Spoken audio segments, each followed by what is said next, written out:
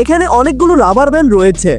আমি দেখব এই রাবার ব্যান্ডগুলো কয়টি একসাথে টেনে ছেঁড়া সম্ভব। শুরু করব একটি দিয়ে। ওহো, এটা তো হাতের মধ্যে অনেক জোরে লেগেছে, আর একটি রাবার ব্যান্ড খুব সহজে ছিঁড়ে গেছে। রাবার ব্যান্ডগুলো ছেঁড়ার সময় হাতের মধ্যে অনেক জোরে ব্যথা লাগার কারণে আমি দুটি সেফটি গ্লাস পরে নিব, আর এগুলো খুবই মজবুত। তাহলে দুইটি দিয়ে দেখা যাক। এটাও ছিঁড়ে গেছে। তিনটি দিয়ে দেখবো। ও, এটাও ছিঁড়ে গেছে। চারটি দিয়ে দেখবো। এটাও খুব সহজে ছিঁড়ে গেছে। পাঁচটি দিয়ে দেখবো। এটাও খুব সহজে ছিঁড়ে গেছে। ছয়টি দিয়ে দেখা যাক। এটাও ছিঁড়ে গেছে। সাতটি দিয়ে দেখবো। ও, এটাও ছিঁড়ে গেছে। আটটি দিয়ে দেখবো। আর এই আটটি রাবার ব্যান্ডগুলো অনেক শক্ত হয়েছে, তারপরেও এগুলো ছিঁড়ে গেছে। এবার তাহলে নয়টি দিয়ে দেখবো।